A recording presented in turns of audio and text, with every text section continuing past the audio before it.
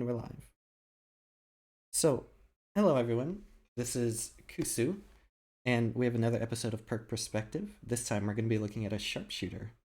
Who I have joining me today is MrFailology. Hi there. And let's begin with one of the most important things that I think we should know. Can you explain to me what Harder Zeds is? Hi. Like you said, my tag is MrFailology. I'm normally a sharpshooter player. The game we're looking at today is a game we played semi-recently, about a month ago, on Mirror's Library. And we're playing on MiG 3, which is like a really, really hard spawn cycle, and we're playing it with Harder Zeds, which is basically, to put it simply, it's a mod for different Z types to make them more difficult. Tusks shoot faster, Sirens do more damage, Skrakes and Flesh Pounds move much, much faster. Generally, the goal is to make medium Zeds more important and make large Zeds more threatening moment to moment, and put higher emphasis on you hitting all of your shots and picking your targets correctly. Yeah. Okay, that should be it. So, what you're telling me is that this game is a much higher scale difficulty than what people are used to. And Harder Zeds, yes. Yeah, Harder Zeds themselves are on average. They encourage very specific playstyles and very specific decision making that either is unnecessary or outright irrelevant in games with normal Zeds. Okay, and I think that should be a good enough introduction, so let's get to the video. We have a bit of time before the video gets to anything good. I want to ask you a little bit about how you play. What is your DPI and your in-game sense set to? My DPI, my in-game, oh my gosh, my in-game sense, it's set to something like, it's like 18.1 or something like that, so it's pretty high, and my mouse DPI is 800. So I play generally pretty high sensitivity, and in most games I play high sensitivity because I mostly aim exclusively with my wrist and almost none of my arm. So I'm using my wrist and my fingertips especially. So because of that, my arm and my hand move very little, so I need to be able to move a lot on screen in game with very little movement in my hand. So Right. for that reason, I play like very, very high DPIs. So something I wanted to go over at the start. Sometimes I've noticed that during the first wave, people will hold at the spot they spawn in. So what is your main goal? What is your target priority when you're trying to rush to the hold? What are you trying to do? So for this map specifically, the spawn spot, like you said, holding spawn is sometimes really good, but the spawn spot here is just not very good. They can drop above you, they come from every side. There's not really a good spot to hold directly off spawn. And the map itself seems kind of big, but every room is pretty accessible if you know a correct route. And right next to where you spawn is just a doorway. You can go straight up. So as a team, it's decided, hey, let's just punch through and get to the hold spot right away and then hold as normal. And as far as like target priority goes, when it comes to something like that, really it's kind of just the target priority is really just kill whatever's in front of you to get past the hold. Because especially on this map, at the top of that stairway, there's that blind corner doorway you have to take. And you want to get around that corner as soon as you can, because there are normally large dead spawns at the beginning of the wave, and you do not want to get spawned around the corner by that flesh pound. He's going to block everyone. He could outright kill someone if he blocks someone. You might have to spend resources to kill him. It's really bad. So you just want to punch through as fast as you can. Yeah. There's something I wanted to note in a few upcoming seconds. See, right around here, you're getting pushed, and you immediately just leave to go help swag. Yeah. Oh, go ahead. Was the threat, so great that it was worth the risk of losing your own hold? Yeah. Because it's wave 1, no one is like particularly powerful. And Swag in this game is playing Sharpshooter holding that lane alone. So his wave 1 DPS is particularly not great if he has to kill a large Zed on wave 1. he only has a Winchester and a 9mm, and his Winchester, might not be loaded at any given time. So in the comms, Swag says, "Hey, I got a Scrake, I got a Flesh Pound. I need someone to come help me." And even though it looks like I might be risking a lot pushing forward right there, really it's only trash heads, and there's a lot of people on the lane. So there's not a whole lot of fear pushing forward to try and help him. There's only really going to be one or two things that might follow me, and it will probably be okay even if they hit me. It's more worthwhile to try and help him and stop him from dying. You're laning with 3 other people, right? Yes, this is a quad lane, which is quite rare. Quad lane and the medic is constantly behind us, basically babysitting us. So Yeah, it's almost like 4.5 with how much DPS it ends up being. Yeah, that's a pretty intense hold. Now, something I noticed here is you're assisting Swag with his lane here, right? Mm-hmm. Instead of going for the Zeds that pose a bigger threat immediately, you go for the bloats. What is why go for the bloats instead of the faster Zeds? Generally, the reason I would go for bloats in that situation is, first off, the Zeds that are on him are fast, but they're more of a threat, but they're not that threatening. They are just trash Zeds, and they're harder for me to hit than the bloats, which adds it adds 2 reasons I might want to shoot the bloats. The bloats are easy targets, and the things that are more threatening to him, he has a better shot than I do, so it's more likely he'll just kill them and I'll waste my bullets. But also the bloats are a free shot in the back, and if I kill them now, it will stop them from blocking his way to push back up when he kills what's on top of him, in like 5 seconds from now. When he kills, in another situation, there might be large Zeds on top of him with bloats behind him. And if the shot isn't that hard to take, I'll take the large Zeds and help him with that because, that's more important than killing a bloat in the back lane compared to this situation where it was just like a couple clots or something. Right, that makes sense. Your current skills, we actually didn't go over that. Yeah, this is a fairly basic setup. I mean, marksman stability, rack 'em up, always prepared and ranger. None of these are particularly special. Right. I do always prepared overcapping where I swapped always prepared in trader time, buy ammo, and then drop my weapons and go Deadeye, exactly like right here. Just because there's really not any reason to not do it. Even if you don't really use the ADS that much, there's just no reason not to. So if you can be bothered, you might as well. Right. So, about your loadout, you purchased an M14, despite it being a large, despite this being a large, heavy lane. Why choose the M14 over the centerfire? Over getting like yeah, I understand. Really, the main reason I would want to get an M14 so early here, in some games, people may forsake an M14 for, like you said, getting a Winchester and an SPX, and then, some other loadout. But an M14 here is really good because of this push position we're playing, where this push position is very difficult to hold at any given moment, and both sides are constantly getting stuff. So I need an M14 even here at Wave 2 because we will just be getting so much trash.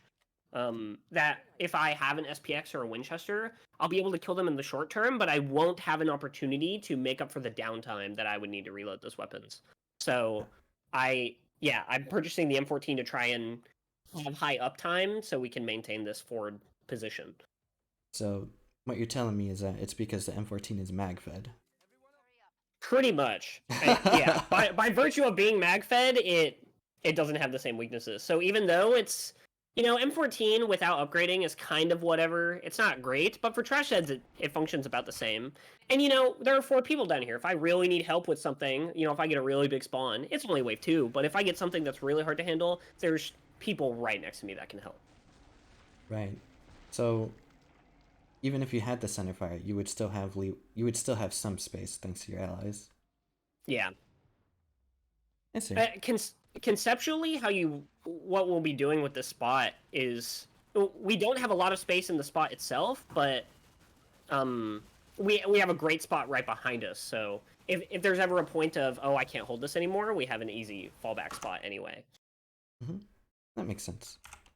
There's a note here that I wanted to make. You reload, you kill some of the trash, and then you have 11 bullets when you start this flesh pound. Yeah. That's a which pretty would normally not be enough.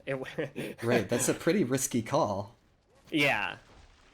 Something that I think is really, really, when you're first getting into CD, I think it's easy to, or just getting better at killing for 2, it's easy to gravitate towards breakpoints a lot.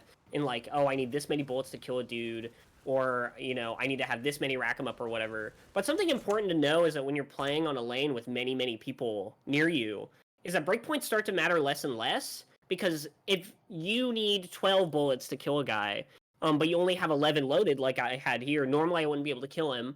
But I know that I have teammates right next to me that also have damage, which kind of muddies the water on breakpoints. How many shots am I going to hit? How many shots is my teammate behind me that's helping with the takedown going to hit? Really, I'm basically making the play that I don't have enough ammo to kill him right now, but I know my teammates probably have some ammo, and they're also looking. I'm sure I said to them, hey, I got a Scrake. And, across all of the people that could be looking at any one thing, it doesn't matter if I don't have enough to take it down on my own. I have enough to get it pretty low, so either I can finish it or my teammate can finish it across all of the damage we put out towards it. Okay. It's something you'll see. I'll be doing it a lot this game. Exactly what you just brought up. Right. So there was another interesting note here, and I would love to hear your explanation on it. So you start this Scrake, it enrages, and then you freeze it. Yeah. So what was your thought process there? If you want to rewind, you can see that the distance that the Scrake is at is a very uncomfortable distance, and the angle I'm on is not great. Like, this guy's right on top of me, and that's when I realize I start doing the takedown, and instantly I know, actually no, I don't have enough time to kill this guy. The shots I have to hit are way, way, way too hard. It's more valuable for me to just burn a freeze. Even though it's only one Scrake, it's more valuable for me to burn a freeze and maintain the position, because there's no way I'm going to kill this guy before he, pushes up, than it is to, that freeze is that valuable that it's worth it. Right. Another note I would like to bring up. So you're backing away. Someone called the retreat. Mm-hmm. Now, you have 3 people looking at this flesh pound.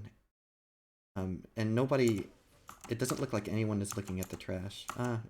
Maybe your commando is? And so, instead of, helping with the trash or whatever, because the flesh pound looks really low, instead you go for the stumble. Yeah, hopefully what I'm doing there with the bash right there is right now my shot is pretty hard to hit. The angle I'm at, he's at a weird angle. I'm, walking beside him. He's not mad at me. Really, I'm just trying to do something to give myself time to get in a position to get a better shot and also stall him in place so my teammates can also get a better shot. Instead of maybe the FP, starting another attack animation, potentially. Right, okay. And also just to give myself safety. So if he turns to me and aggro's on me, he might do a calm attack right away. But by bashing, it gives me safety from that happening. It's basically an option coverage. If he does a thing that is really bad, bashing him stops him from doing that. And I can't really do anything else anyway, so I might as well do it. So bashing is an invaluable tool. Yes. If you need to get past a guy and he's not aggroed on you, but you have to walk right past him, it's really likely he'll change his mind and try to hit you, at least in most cases. So bashing them in most cases is a pretty safe play, yeah. Okay. Here, this is something I see you doing often. The moment Z time hits, you check out Swag's lane, make sure he's okay. Mm-hmm. And that's just a little note I want to say, that's really cool. Yeah. There's this isn't the first try we've had on this map. So it's been understood that the different people on this lane all have different specific roles, and part of my role in this lane is that I'm generally going to be the first person looking toward Swag if he needs help, because I'm standing the furthest to the left. So even though the distance between each of the players here on the lane is pretty small, it wouldn't take me long to go stand where Apathy is standing right now. But I still have the best shot to help Swag, literally the easiest aim, because I am the closest to his lane relative to every other player. So I can get freezes over there easier, I can just dink stuff for him easier, I can kill trash and help him with large. And if there's nothing for me to shoot, I just want to find something to do. And Swag's lane is just the next best thing, because, there's nothing else. Right. I want to see that. Yeah, that Scrake was at a really awkward angle, though. I guess you had Yeah. other. I guess you had everyone. Because my initial thought was to ask you why you didn't freeze there, but as you've mentioned before, you have 3 other people with you to take care of We it. have 3 other people. Something that kind of builds on what I was saying earlier about damage breakpoints not mattering a whole lot, and it works doubly so in this lane. It's very important to save freezes in this lane. In these early waves, it doesn't really matter because you're not going to have a whole lot of spawns that are hard to deal with. Um, but you really want to try even spawns that look like you could freeze them, like 2 Scrakes and a Flesh Pound grouped right on top of each other. If you can really make it work, not freezing is super valuable. And because we have so much DPS, if we can all hit our shots and we all choose the right targets, it really goes a long way. Because for every freezable group that we don't freeze, that's theoretically, an extra freeze gained. Okay, so here, the very first thing you buy is a centerfire, then you fill your EBR, then you freeze nades, and some ammo for the centerfire and some armor. What are your main priorities when buying things? So on this lane for the roles that I'm playing in this game, my number one priority is to have M14 ammo, and the SPX is really only an emergency pick. I'm not really using the SPX unless I don't have ammo in my M14. So my number one priority going from wave 2 to 3 is I want my M14 to do more damage because it's the gun that I'm living and dying by. It's my most important thing. That's my number one priority. And upgrading my backup is good, which is why I swapped from the Winchester at all. But having extra money to give to other players is just as important. And since I know I'm not using my SPX that much, I don't need to buy it out to full ammo. I would rather give my money to someone who can spend it on something more valuable. You can see here, it happens, we have a lot of money Yeah. across the team, so I can afford to do stuff anyway. But, So that won't always be the case, which is why I'm spending like pretty frugally. right. So you purchased the centerfire, but you said that you're gonna try your hardest not to use it. So what is the main role of the centerfire? I don't understand The the the main role I would be using the centerfire for in this game is really burst DPS. Um Especially like I said when I don't have M14 ammo because and it's pretty hard to find situations like that because our lane is so heavy. I kind of always want to be shooting and the SPX is sort of incompatible with that. I'm going to have to reload more often like I discussed earlier. Um so it's hard to find situations, especially on harder Zeds where Zeds in general are faster, they get on top of you sooner and not having bullets and reloading is just harder to make work. Um, you really do want to be using the M14 all the time, but having that backup option because it can just dump so much damage downrange, having it as an emergency, like, oh no, I'm out of ammo, or wow, I just froze like 4 flesh pounds, and I need something that will dump a lot of damage, then you swap to your SPX in a situation like that. I see. Otherwise, yeah, you wouldn't. I won't really be using it. I have another question for you here. I noticed that you haven't aimed down sight for like almost the entire game so far, and yet you do it here. Are you just, or like, when do you aim down sight and when don't you, to get the Deadeye buff? I think for me personally as a player on a lane like this, I'm less concerned with Deadeye buff and I'm more so using ADS to just try and get my shot more guaranteed.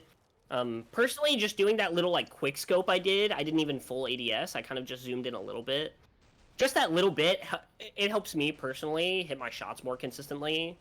Especially on Scrakes, because the first shot will rage them, and then sometimes they move kind of erratically. But I find for me, it helps to do that little bit of ADS, and it makes it easier for me to get my follow-up shot. And then turn that into a stun and hopefully a guaranteed kill. I only really do it in Z time, though. Hmm. I see. Yeah, I can see you doing it Yeah. right here. Like here, Deadeye doesn't give you a ton of damage bonus, so it doesn't really save you damage or breakpoints on anything except large Zeds. So I only really do it in Z time if I need to hit a shot more consistently, or if I'm just trying to kill a large Z slightly faster. Right. And here, you pull out the SPX. What are you trying to do with it? Save. Yes. One other thing I forgot to mention is that specifically on this wave, we don't have enough to afford M14 spares. So I need to divvy out my ammo in a way I wouldn't normally. So I try to use SPX a little bit more than I would on other waves, even in situations where it's not like an SPX on this lane is not super optimal, like I've already said. But if I need to save ammo on my really good gun, the M14, I'll find time to use something unoptimal anyway because I need to preserve my really good one. Wouldn't another option be to use your 9mm? You could also use 9mm. You can use 9mm as well. Yeah. The big risk with 9mm is really crawlers. Like Gorefast and Clots are no biggie, but crawlers don't die to body shots, and they're kind of hard to hit headshots sometimes. They move like really erratically. So Right. using 9mm fine, but you put yourself in a liability. Like if you get a crazy crawler spawn, you're gonna have to swap weapons, or you could try to shoot them with your 9mm, and you might miss, and then you'll start getting run down by a bunch of trash. So I guess I really mean to say is 9mm is good. I didn't choose to use it, but it has some other downsides that make me a little hesitant to use it. Right. So here, something I noticed was you started a Scrake here, and you back off, and everyone's backing off all at once. Yeah. What happened? Honestly, I'm not exactly sure what happened moment to moment, but I can tell you that it was clear the Scrake definitely, I guess I should say, he definitely wasn't going to die. Like, the Scrake was going to push us and impede on, our spot. So pretty much the call when that happens is right away we need to fall. We need to go back to our previous spot, because if this guy's on top of us and we can't kill him, obviously you're liable to die, so you just need to back up and lose space. It looks like I just tried to take a takedown and I just wasn't ready when, I thought I was. And that just happens. Sometimes you're overconfident. You think you have a shot and you really don't. So here, you take out a bloat, you decap it, and then you just murk it. Yeah. Now, of course, like the answer is obvious, but I still need you to explain what happened there. Yeah, the goal there is I'm trying to put the bloat's body at low HP so the commando has something to extend off of. Normally he wouldn't be able to kill a bloat, but you put it at low enough HP, he can obviously kill it for you. Fortunately, there was a communication error. Someone else had already done it, and either they didn't make it known or I wasn't aware that they had made it known, and I shot it anyway. Killed the bloat, and it lost the command extension. In this case, it didn't matter. Sometimes it will. Yeah.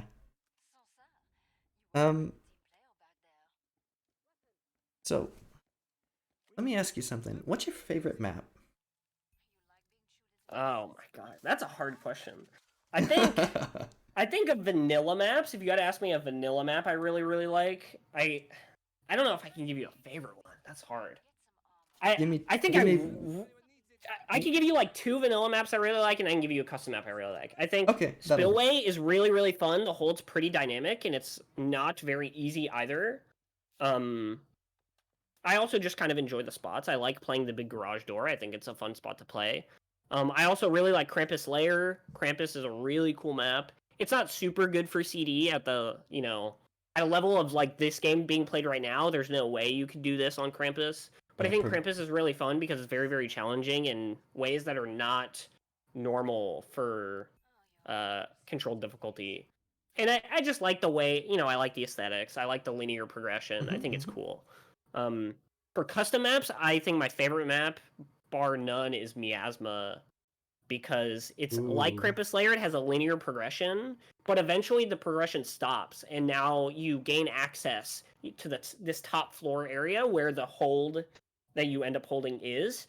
And the map is uniquely very small. It's very short range, and all of the spots are because they're so small. All of the spots are right on top of each other, and they play off of each other really well. the position I normally play is very supportive in nature, and that's the kind of gameplay I really, really like in control difficulty. I like being able to play a lane that has some stuff, but it doesn't have everything, and I have time to, help out a teammate or, just hit one guy on this other lane really far away, or, playing a rotator position. I really enjoy that type of gameplay, and the times I played that map, the spot I play encourages those skills, and for me, those are really fun. Hmm. And like I said, I really enjoy the map conceptually. That linear progression is really Right. awesome. Yeah, the linear progression maps are really fun. It creates this whole dynamic map. Yes, I love that the fold changes. I think it's really interesting. And normally you play. There are some maps like this map here on Miras. We're playing two different hold spots. If you really think about it, we're playing this forward one and this back one. But it's not really the same as a map like Krampus or Miasma, where you're holding almost like a different map because of how different the holds become, and you change for those like first four waves, which are also the waves where you're using like pretty unique loadouts. Mhm. Past in CD past like wave 5, you kind of have your end game build. Um, so holding new spots every time, it kind of doesn't have the same appeal. It's a little different. Hmm. But yeah, I think those maps, Spillway, Krampus Lair, and Miasma, would be like my top 3 that if I just had to name them off for it. How did you get introduced to CD? I started playing CD in 2018. I started out Killing for 2 as a support player. It was the very first perk I played, and I played it all the way into CD. I Oh started in boy. 2018, and I found CD through Rikers with 3 Z's. I found his support guide on Steam. It was a bunch of DBS takedowns, and at the bottom he had linked like a bunch of streams of CD players, and he had Dark Darkington in the bottom. And so I found Dark Darkington's stream, and inside of Dark Darkington's stream, he has a link to his Discord, a link to the Discord safe space, which is the old, no longer active NA hub for CD from 2018 to 2018 to like 20 late 2020, but mostly 2018 and 2019. Um, and yeah, so I got my start there. I played a bunch as a support player, and eventually I just started rounding it out, and I started playing everything. Hmm. But yeah, to answer your question directly, I got my start in safe space in 2018. Right. That was a while ago. You've been at this Yeah, for quite a few years. I started playing the game Christmas of 2017. So it didn't actually take me very long to get into CD. I know there were a lot of people who played a long time and they get into CD very late, but for me, sort of by happenstance, I just kind of got into CD naturally by trying to look up how to play support good. I wanted to learn how to kill large Zeds as support, which I found in Riker's support guide, which linked to CD players. And then, I very quickly got into CD through happenstance, Hmm. which was very, very interesting. Not too unlike how I got introduced to CD. So here is a great question, you. When you see these husks, you go for the headshot instead of just taking out their backpack. How come? It something that is a bigger and bigger concern as you play cycles that have more and more large Zeds is the fear of backpack raging a flesh pound. Where if a husk is standing right next to a flesh pound and you explode the backpack of a husk, it'll rage the flesh pound because the explosion does enough damage to rage it. So when you see two husks walk around a corner like this, backpacking it could be just fine.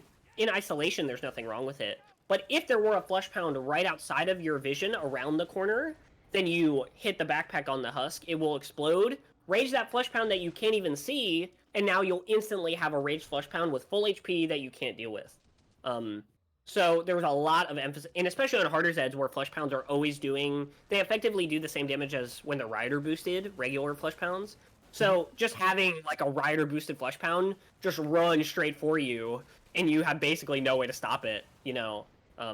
It's a really really scary. So you want to avoid backpacking a husk anytime you don't have to. Um, yeah. Hmm.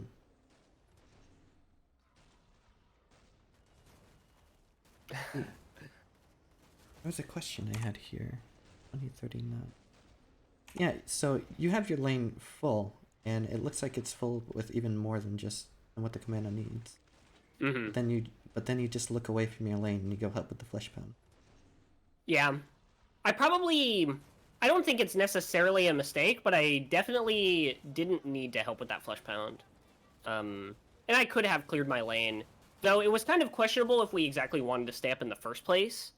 Given the situation, you could tell it was kind of sketchy with the large Zeds dropping from the ceiling. It wasn't Right. exactly a surefire hold, and I got pushed really quickly as well. So it was a potential liability to actually go back down unless I got an explicit, hey, we're good, you're safe to go down. Because if you stay in that position and it's really not ready, you will just die in a moment's notice. You will explode. And yeah, Right. so it's really about safety. Like, How much damage did you take from that yeah. fast? Probably a lot. Hold on, I need to check this out. You're at 100? They hurt. 79 and then 72. Yeah. Oof. It doesn't seem like a lot when you look at it like that. It's like, oh, that's only 21, but 20, like, that's already a fifth of my Yeah, HP. that's If I'm down to 71, if I have no medic buffs, I die from a flesh pound crit attack, like his strongest attack. I just die from, because it does 80 damage in harder sets. So if I get hit by that attack from a Gorefast, I'm in kill range from a ranged flesh pound. Like if someone messes up a takedown or yeah. One hit is all it takes. It's something about harder Zeds. You generally don't play harder Zeds with riders, but because of that, the harder Zeds themselves do more damage, about the same as if they were always rider boosted. So you die really, really quickly in harder Zeds. It's very rare you slowly get chipped down and you go from 100 to 60 to 40 and then dead. It's more common you'll go from 100 to 42 to dead instantly, and not much in between. So staying at full HP and not taking chip damage is really important. Yeah. Okay, so here's another question here. It looks like you're killing trash. Yeah, you're killing trash with the commando there. Mm-hmm. When do you tell when you can take trash and when you don't? You should. The ways you can tell when you should clear trash while the Mando is extending is twofold. It's based on how long Z time is still going. If Z time's already been going for a good amount of time and there's still a lot of trash, you can probably still take. And yes, like I just said, the other factor is how much is there. If there's not a whole lot, or it's not really obvious what thing the commando wants to take, you probably just shouldn't shoot. It's very important, and it's not very important, but it's very good to try and clear the lane as Z time ends. If there's like 15 dudes, but the commando only has 2 extensions left, he doesn't need all 15. So clearing it out early, even though you don't want to stop him from extending, you still want to try and, trim the fat from what he is taking. So that way when Z time ends, the lane is clear, or at least mostly clear. Right. Could you explain when the optimal time to use freeze nades are? Ooh, are you asking in this game specifically, or do you want me to be more general? Because I think a more general answer would do more people good. I think more generally, using this lane as an example of being general, we're trying to get a lot of value out of our freeze nades because we have so much damage in our lane. But the ultimate goal of any freeze nade is really it's 2 goals really. It's either there are a lot of dudes and we don't have time or Z time to kill them before they hit us, basically, or we're losing our position and we need to hold ground somehow. And freeze grenades are just like, they're just the ultimate crowd control. They just stop everything in their tracks. So really, any time that I guess it's better to almost look at your freeze nades retroactively to decide if it were good. That is to say, if you throw a freeze nade and it fulfilled either of those 2 goals, it helped you kill a lot of dudes that you wouldn't have otherwise, or it helped you hold your ground and maintain your spot, the freeze nade was good, and that was a situation where freezing was good. So those 2 situations, ones where I can't hold my ground or I can't kill these dudes, are good situations to throw freeze grenades. There's some other like miscellaneous ones, like, oh, my teammate is stuck and I need to save them. But more generally, You want to stop dudes that you can't kill in time before they get to you, or maintain a position because something is too hard to hold. In a few seconds, I have another question coming up. Oh, that husk shot. Husk shot. Right here. This guy. Oh, man. Oh, that's rough. What happened? Well, first off, you can see my M14 has like no ammo in it, but this Scrake is right on top of me. So I have like two decisions I can make here. I'll ask you to pause in just a second. Like right now, if you pause, I have definitely not enough ammo to kill this guy. And even though, like I said earlier, I have teammates here that'll help me kill this guy, even if I don't have full ammo, 3 bullets is not a whole lot to contribute. You know, I'm asking my teammates to hit way more shots than I'm hitting. You know, you at least want to hit like a good amount. 3 is not really that many. You know, I need to hit 8. I think if you start from 0 rack, it's like 9 or something like that. But I need to hit 8 M14 shots, and I'm only contributing 3. Like, my teammates have to hit so much. So I have 2 options. I can either freeze that guy to maintain the position, or I can pull out my SPX and try to hit 4 quick shots to give myself time to get the space back, because I don't have time to reload. If I reload my M14, I have to freeze, because by the time I reload my M14, the Strike's going to be right on top of me. So M14 is not an option unless I want to freeze, and I really don't want to freeze. I want to save them at all costs. Right. So the option I took was SPX because it's a freezeless option, and if I just hit my shots, it'll be really clean. And I made a bet, and I didn't hit my shots. Which sometimes that happens. Sometimes you just don't hit your shots, and that's okay. Hey, my team was here to bail me out. Yeah, I can always respect a man who just says, "Yeah, I just missed." I mean, it's clear as day. Yeah. If I tried to say anything else, I'd be lying. You know. Fair enough. I think a lot of people will just appreciate it if you're down to just admit, like, people may be mad in the moment if sometimes your mistake gets them killed, or you know, you lose the game even for it. But just being honest and saying, like, you know, I made a play, and I mean, I kind of just missed my shots, and I think it was a good play, but you know, what can you do? You make a mistake. Yeah, not everyone's perfect. I have another moment for me in a second. So until then, we can enjoy the stellar gameplay of MrFailology. A quick thing, since we're waiting a moment, a quick thing. Mm-hmm. Something really important on this lane that we haven't exactly touched on is like target priority.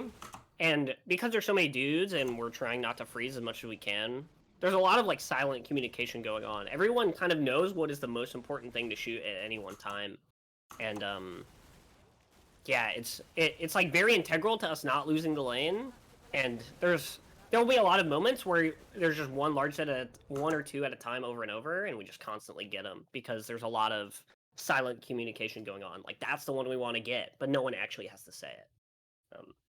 Playing with the team allows you to do really cool stuff like that. When you're a cohesive unit, you all know each other's quirks right here. Know each other's quirks, and yeah, you can just assess situations the same. You got caught out here. You take this. So you start the Scrake. Not that one. One of these Scrakes. This one. Yeah, definitely that one. That's a I'm 1 HP. Yep. That's a good example of how harder Zeds differ from vanilla Zeds. You'll notice I threw a freeze grenade, and I threw it at the guy, like the one that hits me.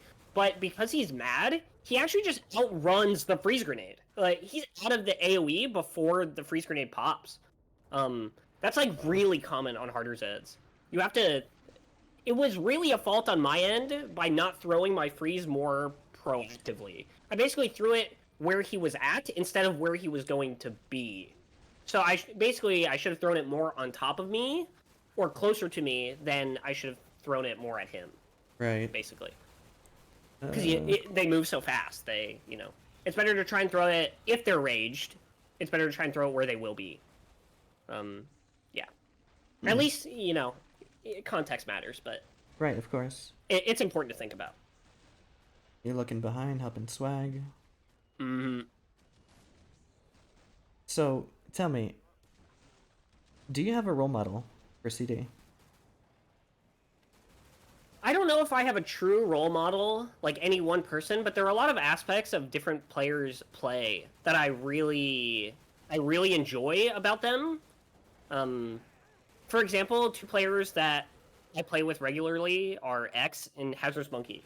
Mhm. And I love them both for two very different reasons. X plays a very methodical and safe playstyle. He rarely ever, if you look at any decision as a numbers odds play, he almost never is taking the lower odds play. He's always taking something that will work almost every time. And I think fundamentally that is probably the best way to play the game. But then you have someone like Monkey, who's a polar opposite. He knows what the best play is, and he takes the best play a lot of the time. But he knows when there is a gamble that is worth making, and he knows that he has the brain and the skill to pull off those plays. Um, So so it you got it highlights two very different aspects of the game that are both really good. And I enjoy that about both of those players a lot. It's yeah. Monkey taking the high risk, high reward plays. He loves pushing the envelope. Though something that makes him a great player instead of someone who is kind of just stupid and doing something that looks cool is he knows when there is a risky play on the table that could pay off, but he knows it's not worth it or that it is too risky. He knows when to reel it in when it's important.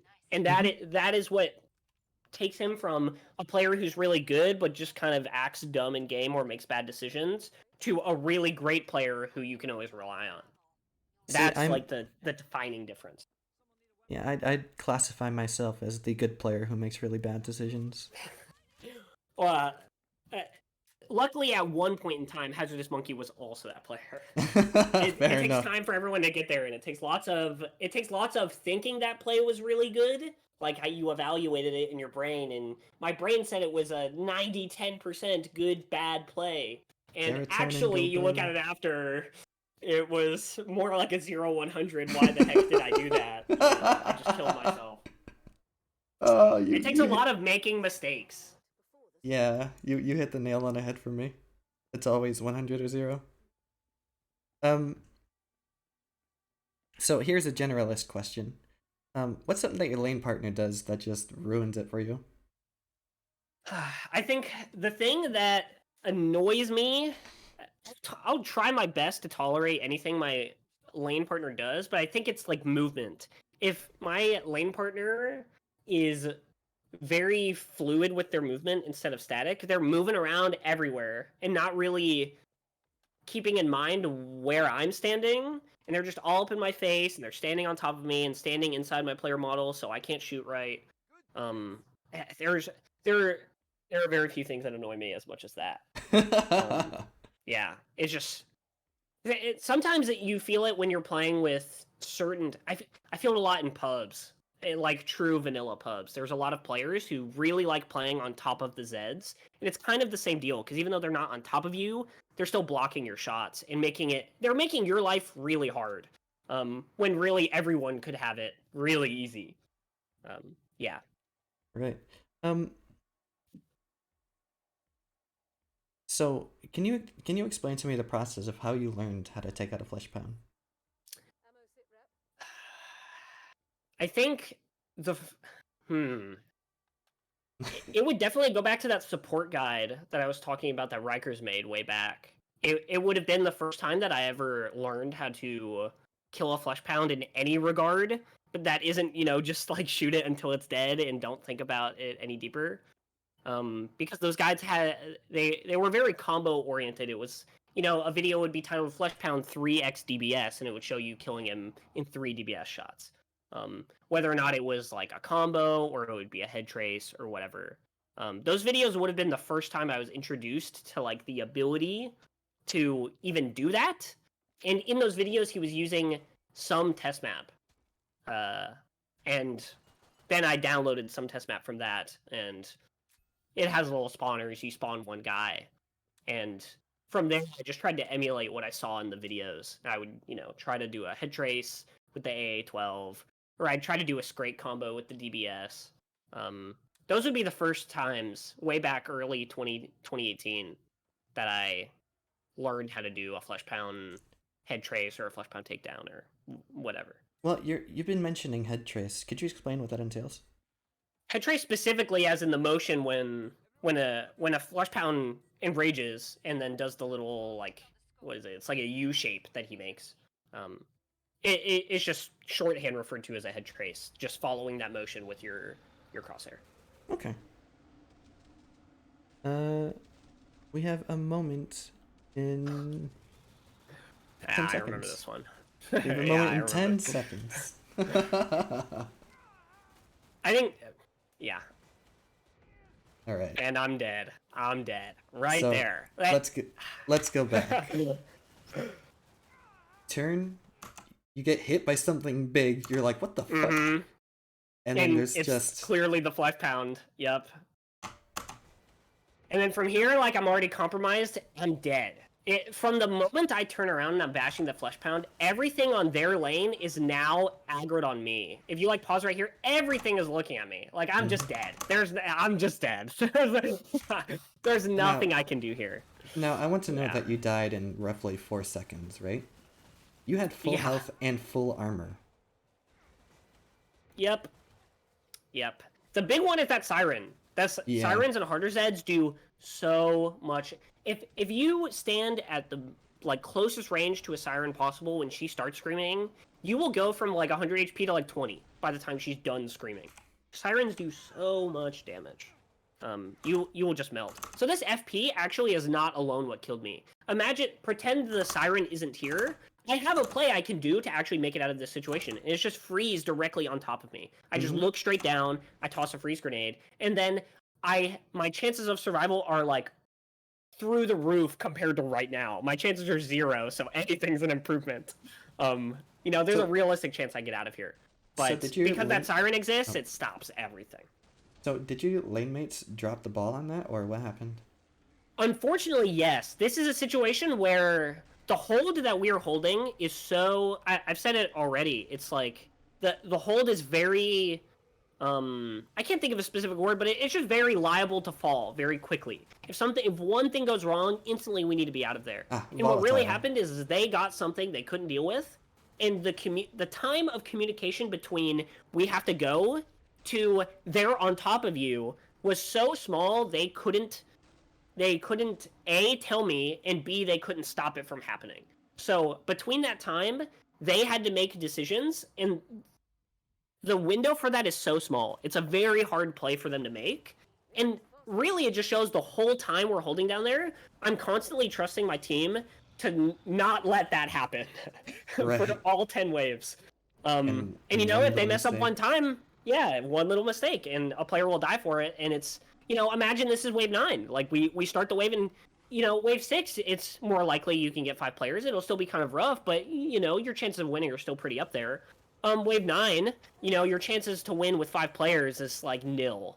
There's almost no chance you'll win, especially on a lane like this where, we need all the damage we can get. And all the CC. Like, I lost all my freeze nades. There's 6 less freeze nades on the lane. Dying is so pivotal there. So, yes, what I'm trying to say is, communication is super important, and sometimes deaths will be out of your control, and that's okay. It's a game. It's a team game. Ultimately, you're relying on your teammates at any one moment. So even if it's your teammates' fault, you have to understand that at any given moment you are trusting your teammates. And if you die because of them, it's not like they tried to get you killed. They made a mistake. You can't control their decisions, and they probably did their best to try and save you, and they just messed up. And you just have to be okay with that. Right. Now, there's a cool little moment that happens in a few seconds. Here we go. X throwing a weapon. Swag picking it up. That's cool. Yeah. Swag's like the amount of time it would take Swag to go get a spare. Well, his spares are either far in front of him, or he would have to go all the way to our lane, which would make him... It would just be awkward for him to do that. So X is in a great position to just throw him the one that he has right now, and then X can just go grab a spare and keep playing on his lane, and then everyone wins. It's a really, like, heads-up play. It's definitely not like a... Something like that, it's kind of just an experience thing. You never rehearse that or something. You just kind of feel it. Right. I think something valuable to talk about here is that like as a spectator right now, because I'm dead, the only way I can contribute to my team is providing information in some way. And it'll differ map to map how you do that. On a map like this, what I deemed valuable is being able to have easy, full sight on both lanes at any given time. So I can calm for both sides. For Swag, if you think about his lane from his perspective, he's looking at a line, and it's not always easy to see what's behind the thing he's shooting at any one given moment. So I'm putting myself in a position where I can see his lane at all times, and I can let the team know what Swag will need at any given moment. If Swag needs help, but he can't see it, I can let the team know, and I can still have valuable input even while dead. I can still help the team to success. Trying to think about that, even when you go from dead to like being mad about dying, getting over it in 5 seconds and immediately trying to find something to do, even when you're dead, is something to think about. It's something valuable. Dude's going through all the stages of grief in 5 seconds. Yeah, you just gotta get over it. You gotta take that like 5-second hate this game. I mean, especially with a death like that, you just go from 100 to 0 in literally almost no time. You're not gonna be feeling too happy about it. It doesn't matter who you are. Yeah. Yeah. Here's a fun question. What's your least favorite perk weapon? For Sharpshooter? Yeah. I think my least favorite is probably as it is right now, the Beluga Beat, because the weapon is just really clunky to use, and the default mode is not it's not my thing. It's like super visually obstructive. I just don't think it looks or sounds or feels particularly good to use. The alternate fire mode is like fine, but it just feels really clunky. There are other weapons like the railgun and M99, but I actually, on some like ironic level, I kind of enjoy using those just to kind of meme, just spam a million railgun or M99 shots. Just it's the forbidden fruit. Exactly.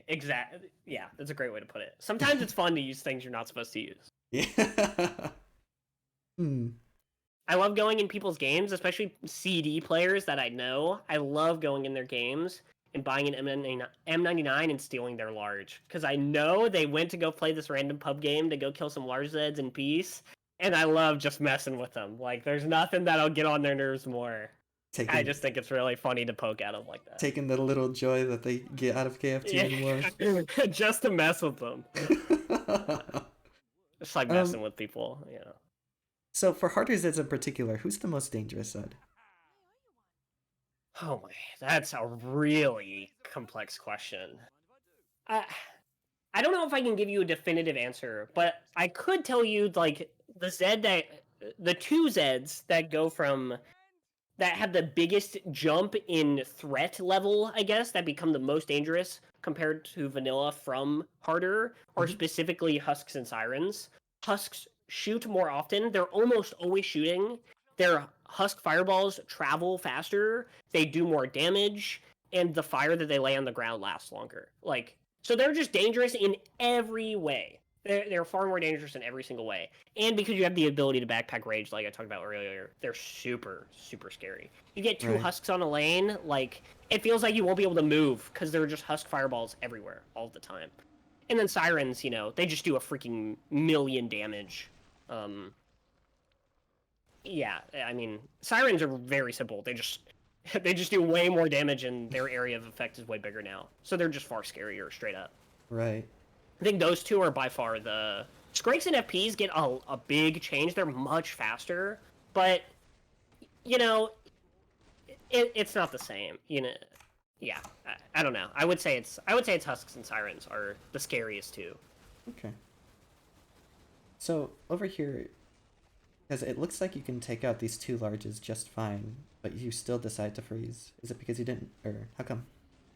It's because the time to kill in the space. I can lock down the flush pound in place, but then while I'll be killing the flush pound, the Scrake right behind it is going to walk up, and as soon as the flush pound's dead, the Scrake will be right on top of me. And I probably will need to freeze it. We'll either have to leave or I'll have to freeze it right away. Yeah. It's just too unlikely to take that without needing to freeze. Yeah, and I see you here stopping that Scrake takedown and looking over towards Swagling. Mm-hmm. Especially with the Mando, interfering with the Mando is like a sin. You really, messing with the Mando's flow is, game losing. So if I have anything, if I don't have anything I need to be shooting, I prefer to, not even put my crosshair in the same place sometimes. Not even think about the potential to, steal an extension. And I see you a nice little split of DPS there. You see Yeah. the one stuck behind the other. Mm-hmm.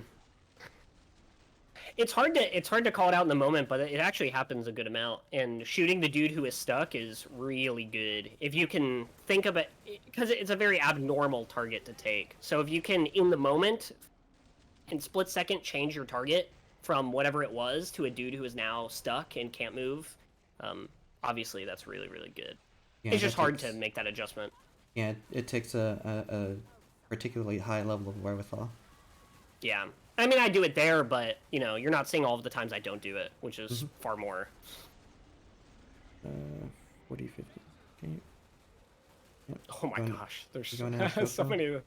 Yeah, there's so many large sets back there. Your lane is stuffed, but you still have to go help. Yeah. There are a lot of times I'll just have to like throw. Sometimes I'll just have to throw a freeze nade, and I'll just look away. I'll just have to hope that it works out. Whoever is killing the stuff on the freeze nade, I just have to put full faith in them. I handshake them and I say, "You will kill this," and they say, "Yes, I will," and that's the end of it. Because if they don't, we lose. So I might as well hope it happens. I have a question coming up right here. You hesitated on that Scrake. That streak specifically, Mm-hmm. it was really because of the block. The block just kind of makes it easy to accidentally miss. Okay. And when he's blocking, it kind of is like a "don't shoot me" sign. This is one of those things I was saying about silent communication with target prioritization.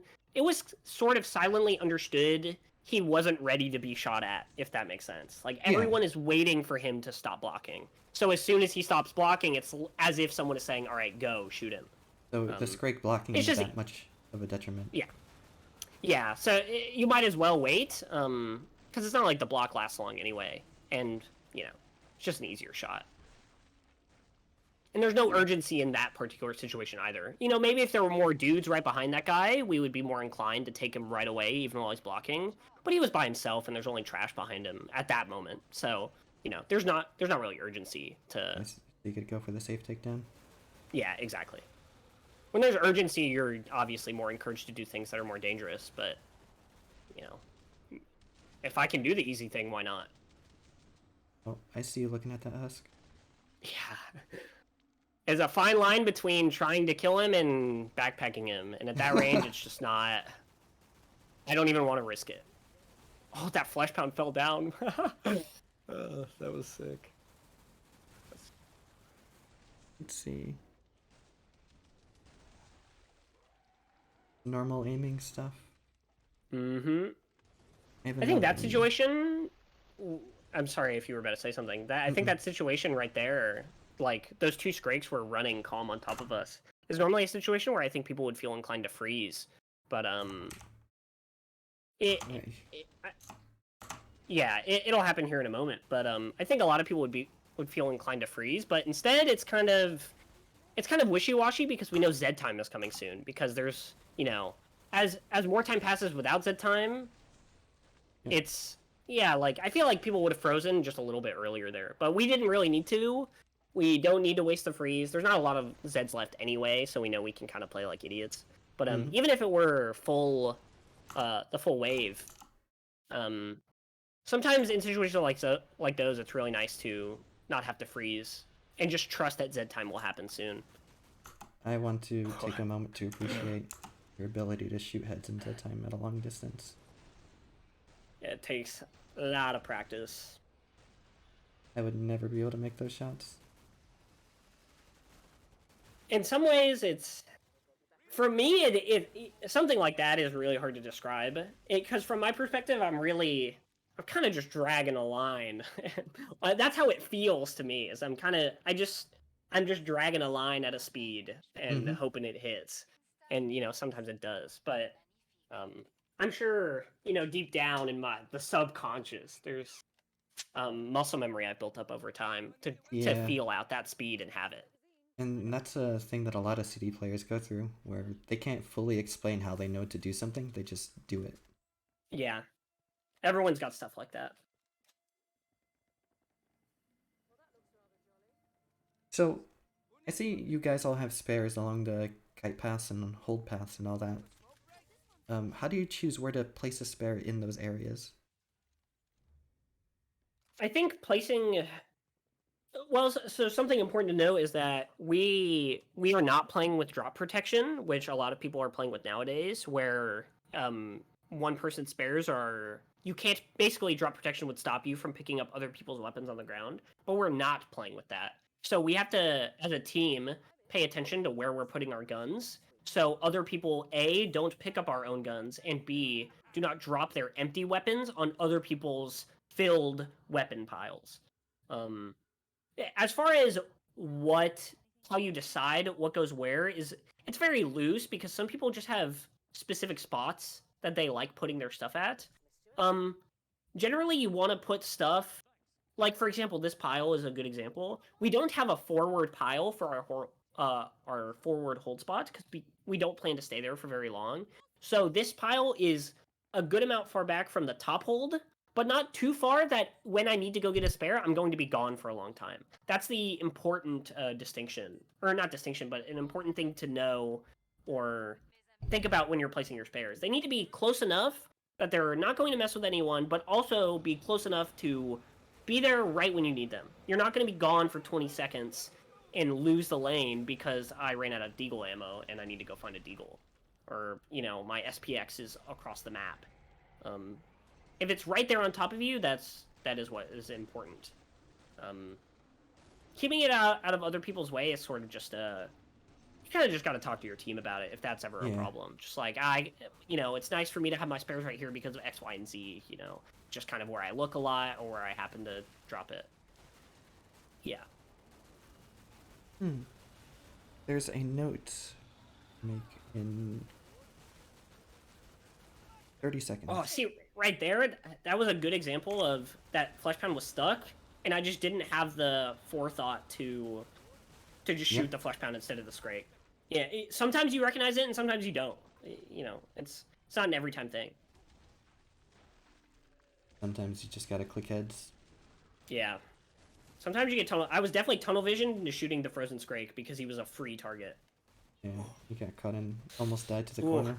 I got saved by my teammate. Yeah. My teammates saved right there. me. That right there is an excellent example of what damage boosting is.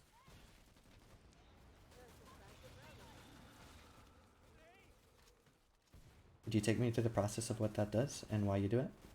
Fundamentally, when you get hit by a flesh pound, you want to be far away from it. Or really any big hit. You want to be away from the thing that just hit you, especially flesh pounds, because you are worried about I'm going to get hit once, and then he's going to calm down, and I will be too close to him, and he'll hit me with a follow-up calm attack. So I'll get hit once by his rage attack, and then again by his calm attack. Fundamentally, you want to avoid that. It's really bad if that happens, because if it happens, you're liable to die from 100 HP, get hit once, and then 50 HP, get hit again, and die. So the best way to avoid that is, given the space, you want to jump when he hits you. So he'll send you flying, which will send you far away from him. So he can't follow up to hit you. Yeah. Excellent. What's your longest marathon of KF2?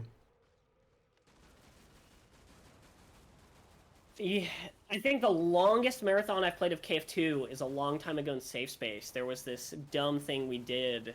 I don't remember the full title, but it was something akin to the 100% reverse order KF2 speedrun, where we were jokingly going to play every map in reverse release order at the time and beat it in Hell on Earth pubs without losing. And if we ever lost, we'd have to restart from the beginning.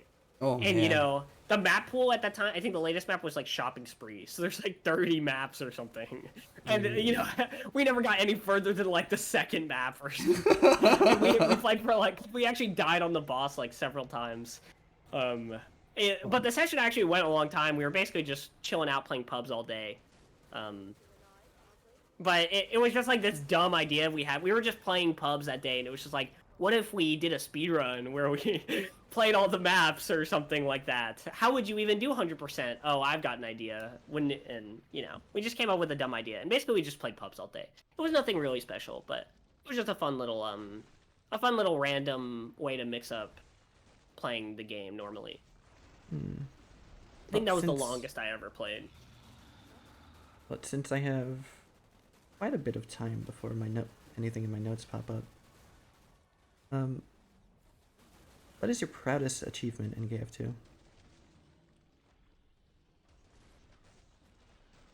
Man, I actually don't know.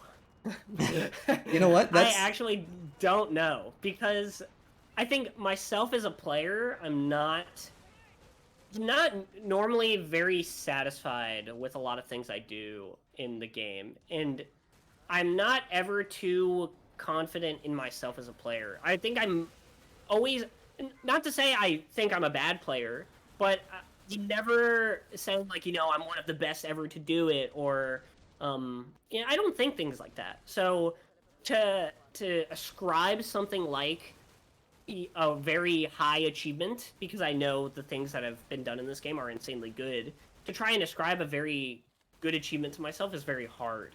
well. I think I have done things that are very hard. Like I think we've done stuff like Biotics Lab, MiG 3. That's very, very difficult. Mhm. We've done Harder Zed's MiG 3 runs that are very, very difficult that we've done in this group that I play with. But Well, let me reiterate. I said proudest, not greatest. yeah, I don't even know what I'm most proud of. To be honest, we're not sure. It's a very hard question. I think more than an achievement, like a specific game I've won, I think I could say I'm very proud of how knowledgeable I am in the game, and I put a lot of pride in being able to know a lot of answers to things and give people advice that I know that they can trust.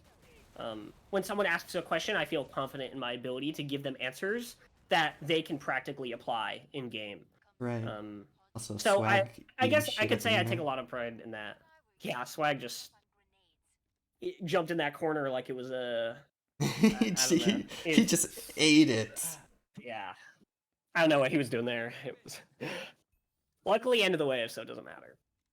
But yeah, Mm. if I had to ascribe myself something I'm very proud of in KF2, I guess it would say my game knowledge. I think I'm very knowledgeable, and I take a lot of pride in being knowing a lot about the game. Okay, that's a fair answer. I can appreciate it.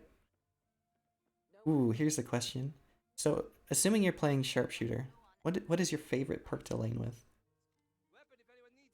I love playing with gunslingers. Um, yeah, if I'm playing Sharpshooter, I love gunslinger sharp lanes because I mentioned this way earlier when we were talking about Miasma. I love to play supportive positions where I'm playing rotate or I'm not necessarily the main person doing damage, but I'm assisting or setting up my teammates.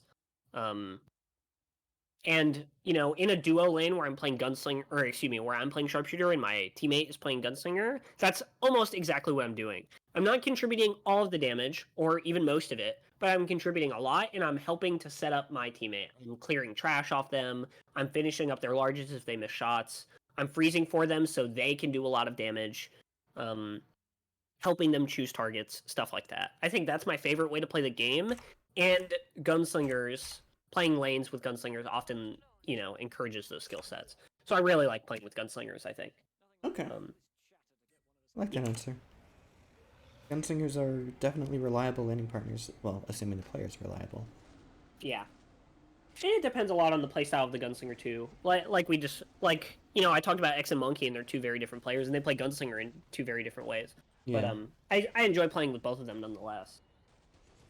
So, here, I've noticed that your team just kind of backs off immediately. Yeah.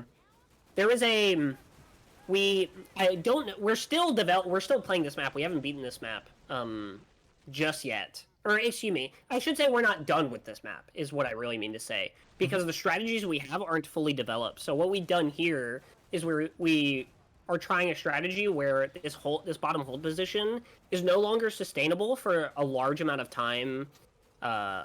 You just can't hold it that long anymore. It's too difficult. So what we've done is we've given ourselves the first Z time to try and pick up whatever we can at the beginning of the wave. You know, if there's a double FP, free double FP because we can kill it in the Z time.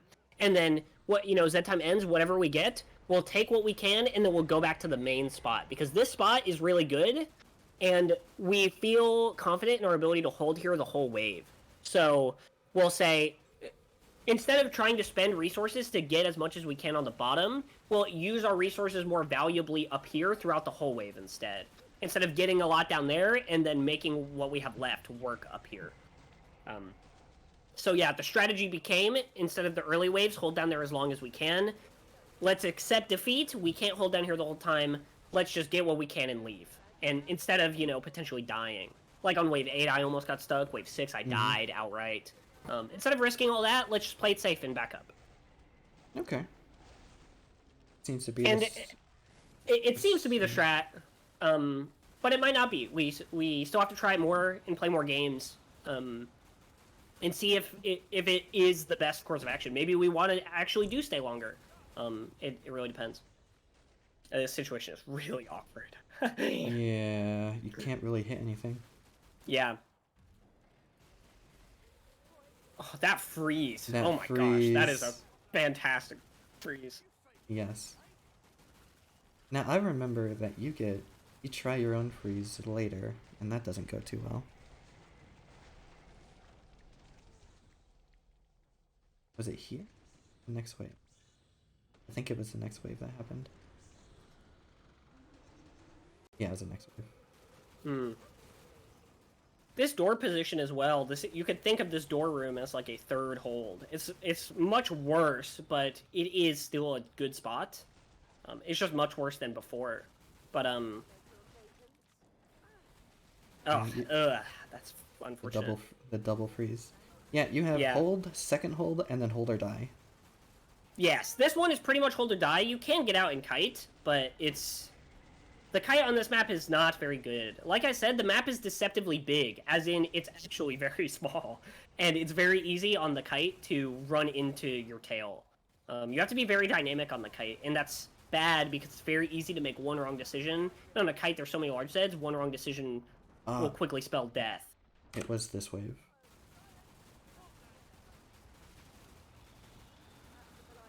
Right here.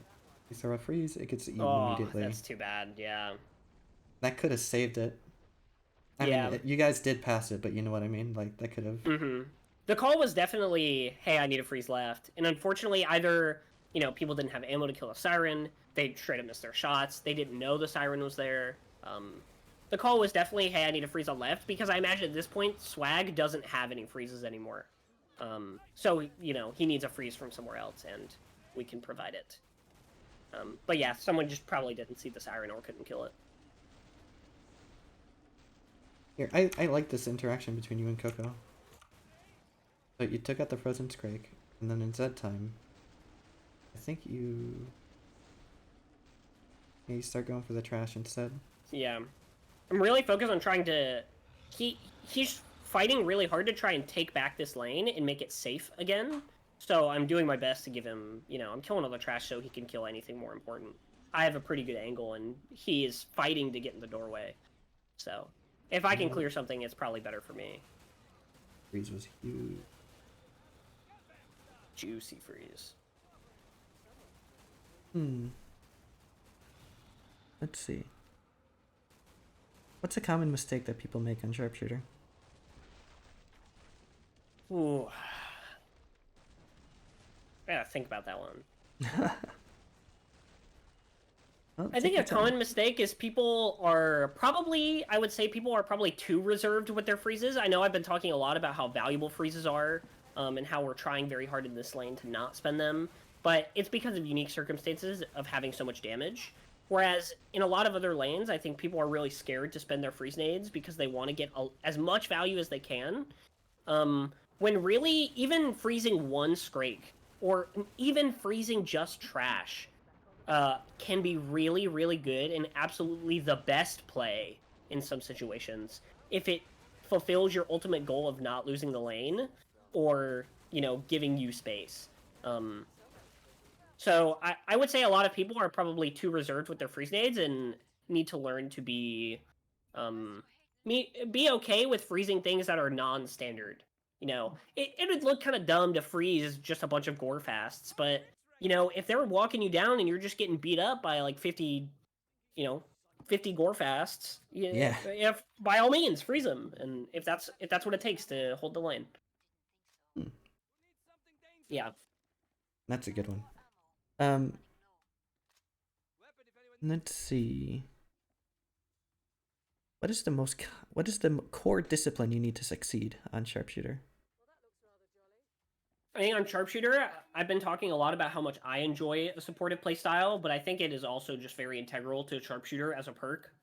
I don't play Sharpshooter necessarily by just the fact that I like Sharpshooter. I wouldn't ascribe myself a Sharpshooter main. I would, even though for the past almost year of CD, I've almost exclusively played Sharpshooter in the higher level games I've played.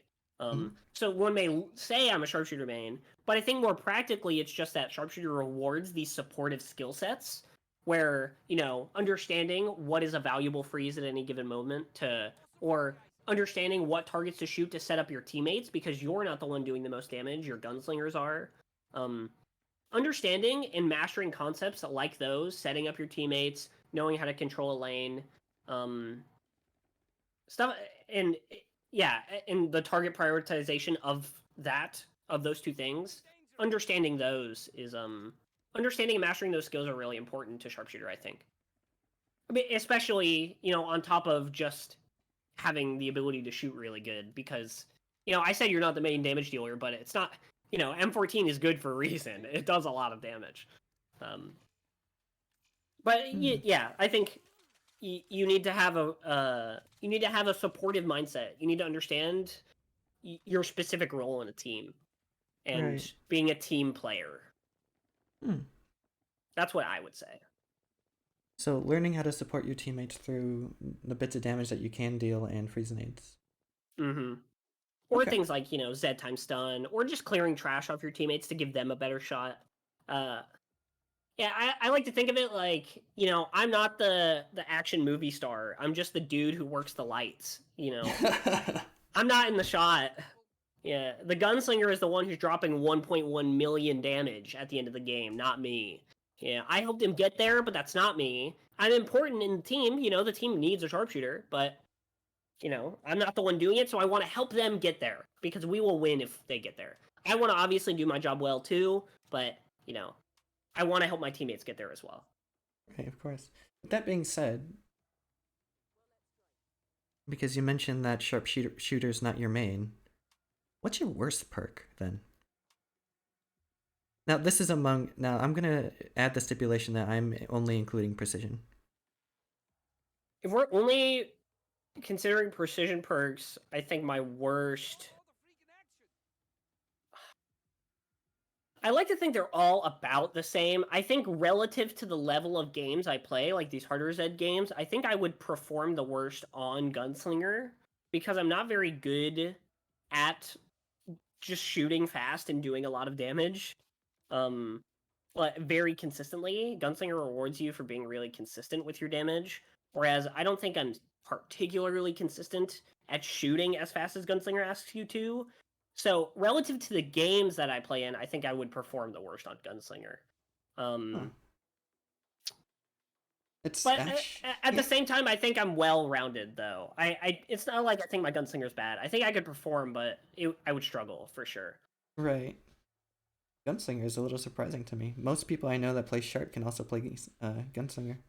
Yeah, well, like I said, I definitely think I have a good gunslinger, but like I said, relative to the games, like if I played this Mira game as a gunslinger, I think we would have a lot more problems playing the waves we've had to this point because I would Right. be struggling to, like I said, I work the lights. I'm not an Right. actor. No, I didn't mean to insinuate you were bad at it. It's just Sure, your worst. I know what you meant. Yeah. Something really small that I would like to touch on here is that far earlier in the waves, the exact is a very tiny thing. The exact position I was standing at when the wave started is I was standing on the flat ground I'm looking at right now, where those scrakes were. But on wave 9 and 10, I've been standing slightly on the stairway because, like I said earlier, this lane is hard to hold. This advanced position is hard to hold, and it's very easy to fall because they're right on top of you. And throughout the entire game, I'd been saying to myself, like, man, this spot's really hard, and I feel like I fall really easy. And to me, that became a problem that could have a solution. As in, I'm having this problem, is there any way to solve it? So I was constantly, throughout the waves, I was thinking about ways I could possibly make my life easier and make this spot easier to hold. And I realized that, this lane is kind of awkward. The height is really different everywhere. So I said to myself, is there a better position I can stand to make my shots easier? Because, looking down's hard. Or shooting at a diagonal is hard, especially when they move in erratic ways. Mm-hmm. So you'd really like to aim level with the ground, have your aim parallel with the ground. So what I did is if you look at the start of this wave, like when the wave starts going from Trader Time, you'll notice I'm standing like slightly elevated on the stairs now. Whereas before, if you look at the previous waves, I was standing flat on the ground. That's because now, when the Zeds walk onto the level ground in front of me, their head is going to be closer to parallel with the ground. Like, now I'm aiming parallel, so my shots are easier. I mean, they're still hard shots, but my shots are easier now than they were before, even by the slightest amount. And that will help me hold the lane. And in all games from this point, I've started doing this, and it's helped me hold the lane better than I could before. Interesting. That is, all this is to say is that there was this tiny thing I had a problem with in the lane the whole time. And I was constantly, throughout the waves, you couldn't know it, but I was constantly looking for a solution to this problem. And eventually I found it and I tried it out, and guess what, it works. It's a lot easier because, like you said, it's not more a parallel. diagonal. It's just it's just more parallel, which is it's a little bit easier to aim. So here's something. I noticed that you hesitated here. Yeah. What's going on? So like I said earlier, the call was that after the first dead time we wanted to go, and I think it was we were in this weird position where our lanes looked relatively clear, but our call was also, hey, let's dip after the first dead time. And it was kind of without context, let's go, it doesn't matter. So I was looking at that double scrake, and I was like, well, if I freeze these guys and I just kill them, like, we can keep holding. So I was kind of battling with myself, like, should I freeze these guys and we try and stay? Oh, but we said we'll leave. And then eventually, it was decided we'll go up anyway. So I was hesitating because I wasn't sure if I wanted to spend a freeze or not, basically. So I was holding off because I had the opportunity to. And as you saw, the decision was to go up, so I didn't spend it. Who's your in-game leader, if you have one? I think generally the people who are shot calling the most are myself and X. Like, if someone needs help, someone says, I need help, generally it's already understood who's going to go, but if there needs to be urgency in the call, someone will say, generally me or X will say, hey, this person go. Something important we do is we try to absolve ourselves of the need to make those calls. Everyone is busy shooting stuff. So it's hard for anyone to make a call. But if something needs to be called, generally it would be me or X if it's unclear what's happening. Though, again, like I said, we try to give a lot of emphasis on everyone being vocal or having roles designated beforehand, so we don't need to communicate it in the first place. If Swag says he needs help, there will be someone who knows it's their job to go. What happened here? This is a big one. Like, the sirens are obviously really dangerous. Yes, the sirens. I'm so scared of these sirens. I think fundamentally what happened here, this Scrake needed to be frozen. It is not a safe... If you replay the past, 5 seconds, because it does happen very quickly, just right here, this situation, right now, if you pause right now, well, as soon as that time ends, excuse me, right now, this situation's not very good. These Scrakes are, right on top of us, and no one's ready to shoot them. This should just be frozen right now. As soon as that Scrake does the spin attack, a freeze should be out of my hand. Instead, in my brain, I consciously thought about this. I remember, should I freeze this? Went through my head, and I said to myself, no, we have a handle on the situation. I think we can just kill the Scrakes. I don't need to spend a freeze, and we can just get it. So I decided let's not freeze them, and I'm going to try and shoot to my next most valuable target, which is all these Sirens, because these Sirens are really scary. And to shoot those Sirens, I have to be out of position, and because I'm out of position, this Scrake kills me for it, straight up. The Scrake aggroes me, and I die. Because I made a conscious decision, which was the wrong decision, which costed me my life, which costs us the game. We lose because I decided to not freeze 2 Scrakes. Because I thought we had a hold on it, and we really didn't. Being able to judge when you have it and when you don't have it is really hard. It's really, really hard. And you have all these valuable grenades that you need to save until, something bad happens. And unfortunately now, we... Oh my gosh. That left on destroying swag. And unfortunate reality is that, that mindset of I have all these freeze grenades, it doesn't matter how many freeze grenades you have if you die with them all. Yep. The reality is that I was being greedy. I was saying to myself, I want to not freeze here so I can have them for later, when I should have just frozen. And if I had just frozen, we would kill the double Scrakes, we would kill the Sirens, we would live, and we would probably win. But because I was greedy and I told myself, no, I want to save my freeze grenades, instead of having 6 of them, we had 0, because our X at this point had no more freezes. Mm-hmm. And after I die, they need a freeze. And guess what? There's no more left. And that pretty much single-handedly causes us to wipe. Ultimately, I think the lesson to be learned there is that the safe play is often just worth it. You're always going to have times where you think you make the right play. We talked about that earlier. Mm-hmm. Sometimes you'll just really think you make the right play, and it doesn't work out. But oftentimes in scenarios like those, I even had the conscious thought, I should freeze here, but I won't, because we can do it. It was just safer. You should just do the play that will help you survive, because surviving is ultimately the way you win the game. Yeah. Okay. I went for an 80-20 play, and this was the 20, and I lost. I should have went for the 100-0. That was just freeze. Well, it's a hard lesson learned. It's a hard lesson learned. You will lose games for tiny, tiny mistakes, and that's KF2. That is the game. So that will happen to you. As we're nearing the end of this interview, are there any last things that you would want people listening to hear? I think I don't know if I have anything necessarily relating to game specifics I have to say. No. I think a lot of the lessons here might be hard to apply. Try and play safe as you can. Rely on your team. Try and designate roles between each other if you can. Be vocal with your team. If you have to leave, you leave. If you want to do something, you tell your team. Try to set up your teammates. There are things to learn here, but I think most of anything I had to say about gameplay is covered here. I don't think I have anything to say about gameplay. Okay. I will say that if anyone were to ever be interested in looking at gameplay, let's say someone just wants to know something and they think I might have the information, I'm always available and people can reach out to me and ask questions. I have no problems and I'll always answer people's questions. I love talking about the game, as you can tell. I can't shut up about it. So yeah. I'm always open. If anyone watching has ever wanted to message me about the video game, just do it.